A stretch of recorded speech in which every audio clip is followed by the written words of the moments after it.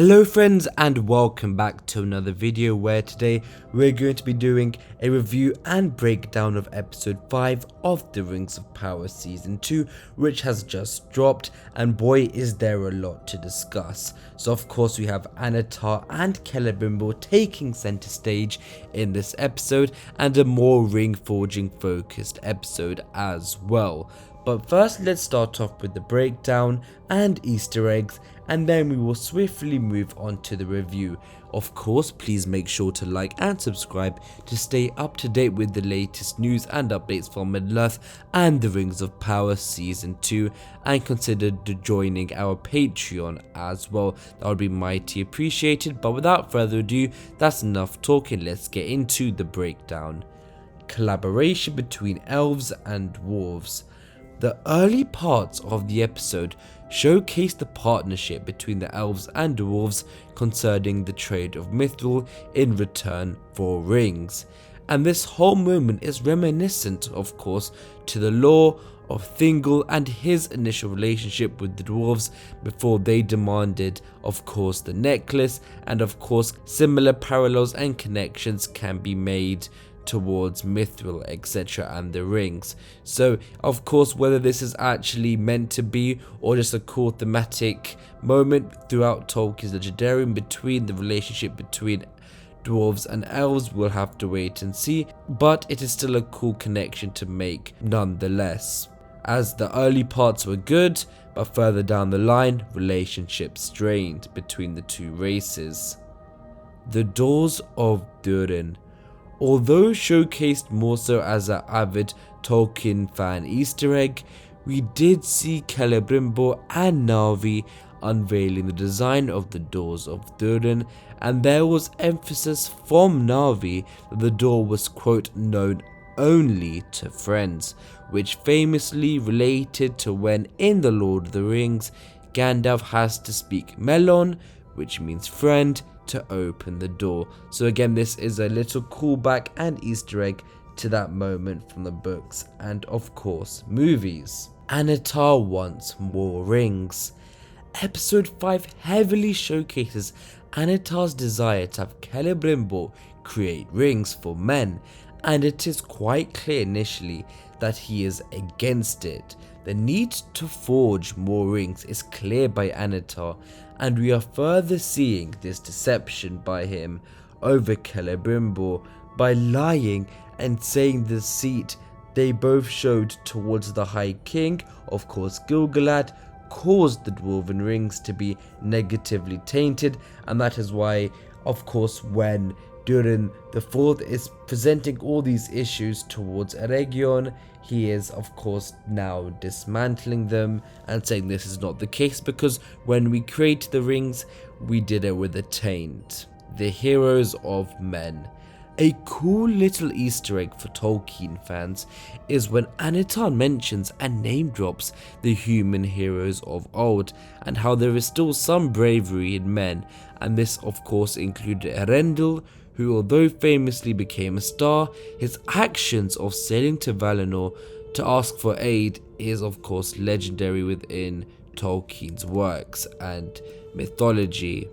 Beren, son of Barahir, who was most well known for retrieving a Silmaril from the Iron Crown of Morgoth, and Tor, who supported the rise and of course eventual fall of Gondolin and established a relationship with the Valar Ulmo, are Pharazôn, not Pharazôn.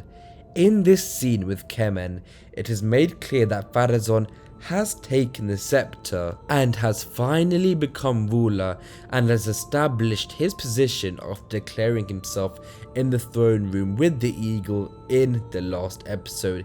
It seems as of right now, Miriel has lost a lot of her current power and ruling within Numenor, with more of the courtroom and people siding with Pharazôn and of course technically the king's men.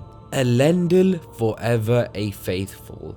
This episode further reinforced the honor and strength of Elendil and his faith towards the faithful, and is clearly showcasing and foreshadowing his future leadership in heading the faithful towards Middle-earth and being integral to the process. the scene where a lot of the army within the line clearly showed their respect towards him and honored him for being, of course, always leading the faithful when necessary. Disa uncovers a pedal. Disa, after following the jar that she had lost and had it continued to roll down the cave, she uncovers what seems to be the familiar creature from season 1, which is of course the Balrog. Furthermore, when this peril and potential problem down in the deeps is mentioned to King Durin, he, in dwarven fashion, does not pay too much attention, and this all clearly is hinting towards the dwarves' potential demise. The beginnings of the unseen Wraith world. We see for the first time ever someone putting on a ring and disappearing, and this is of course Medania putting on a ring of power which made her invisible, but more importantly sent her to the unseen world, which of course would be later accompanied by the ring wraith / Nazgul.